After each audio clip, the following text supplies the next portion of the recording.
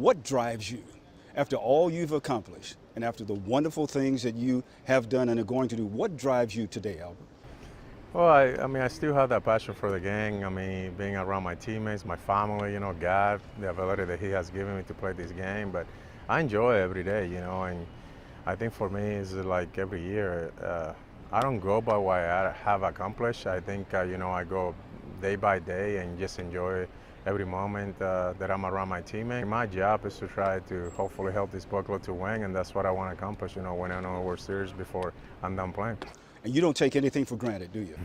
No, you can't. I mean, this is my job. I love it, and it's been obviously a blessing. It's been good to me, and I enjoy every moment. But with that, it's been a lot of sacrifice. A lot of injuries that I had to deal with it. But I think that passion and the drive is still there. And I think when that goes away, I think that's when it's time. That my body's telling me that it's time to go. But your workouts are things that are made of legends. People here say he's the hardest worker on the team today. Well, I think, it's something that I done since I really started pursuing this dream, when I was a little boy, from the Dominican Republic all the way to high school here and then to college and then to the pro. And I think it's something that I think it's in everything that I do, whether it's baseball, golf, or basketball. Every sport that I choose, I always really put everything into. The best player in the big leagues, they say today, is Mike Trout. He gives all of the credit to you. You are Mike Trout's role model and hero. That's amazing. Well, I think I really appreciate that. I think that's something that I have learned from so many veteran guys that really took me under the wing, and that's my job with Mikey. He is the best player, and I think the scary thing is that he can get better, and he wants to get better. And it's pretty amazing that everything at this such a young age, everything that he has accomplished, so far, he wants to get better at it. And it's about winning, about putting his team, putting God and his family. And it's something that I enjoy every day. I can say to my grandkids, hopefully, 10 years from now, I play in that era, when I was slowing down, the best player, for 20 years. And I got the opportunity to play with him, and that's something that I will able to tell my kids, my grandkids one day. For as great a player as you are, you're going into the Hall of Fame and all of that, you're even a better role model because of what you do for us as a society. Where did you get this sense of giving back from?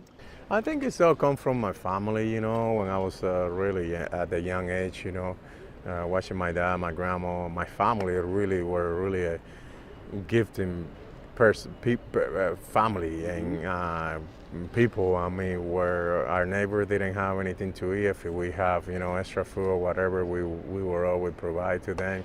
And I think that's why I would say, since I was a young boy, my whole family, we weren't rich, but I believe we weren't poor, because I believe when you have breakfast, lunch, and dinner in your table, you can't say that you're poor, So I think to be able to have that and the sacrifice that my family always done, I just saw that at a young age and the education that they have given me.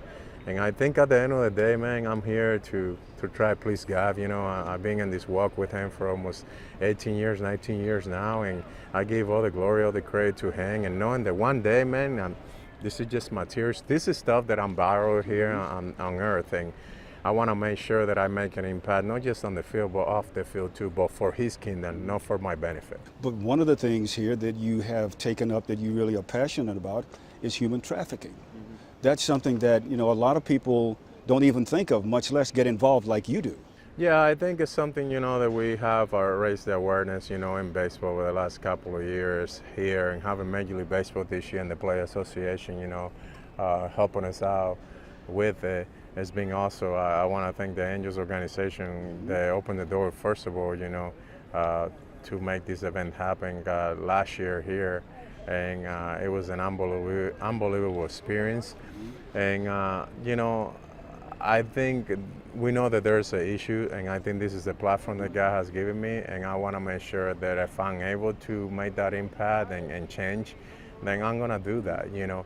And it's something that was really passionate on my wife, Deidre, from traveling, you know, 3 years, about 3 or 4 years ago, and start sharing with me. I didn't understand at that time, but man, when you start fully understanding and you don't think that can happen in your own neighborhood, in your own backyard, man, it's crazy, and it happens all over globally. And you know, something that I have getting educated about it over the last several years, and then now having players like Robinson Cano, Brad Kelly from Kansas City, Lauren Hills, who's going to be, you know, doing our concert this year, being on board, you know, we just one piece, you know, to the puzzle.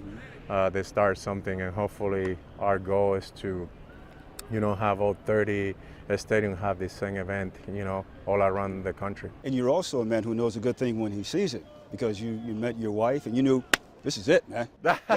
This is it. I'm rolling with this one. I've been blessed, man. God has given me a great wife, great family. You know, I think just like every family, you know, nothing is perfect all the time, but we have able to put Christ in the center of our life, and you know, knowing that everything that we do is to glorify and honor Him. There's another element to the Albert Pujols story, and that is your concern, your passion for individuals who have Down syndrome.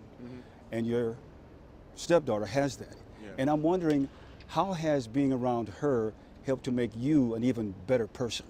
It has a lot, you know, since the day I met her. For me, it was something that, you know, once again, you know, if it wouldn't be for her life, I wouldn't probably be able to start my foundation. And just being around those special kids, I enjoyed it all the time. You know, it's just that's my passion. Basically, it's my job, but that's really my passion, to be able to enjoy and just be loving, you know, and try to make every event that I can, if I'm available during the season and the off season. And it's something, like I say, once again, the platform that God has given you, and you know, obviously you're not gonna be able to help every foundation and partner with every people around the country or around the world. They're doing great things for the kingdom and through their foundation, but I just want to be a great example for others to follow. It's really amazing. I'm sitting here and driving down, and I'm saying, Albert's been here for a few years now, but now you're going back to St. Louis for the very first time since joining it. That's incredible. It's awesome. I'm really looking forward to it's going to be exciting. It's probably going to be emotional. It's probably the best city that I ever played baseball fan-wise. They're amazing how involved they are and supporter. And it's something that I was going to continue to say. You know, I was a baby when I came to St. Louis. I left there a grown man, and I have a lot of great memories. You know, I just tested Yachty last week, and Wainwright. We were in Chicago, and I think they're there this week, and I gave him a little note. He said thank you to me. You know, it's just that bonding, man, that relationship that you built with players, that it goes way beyond you know, your career.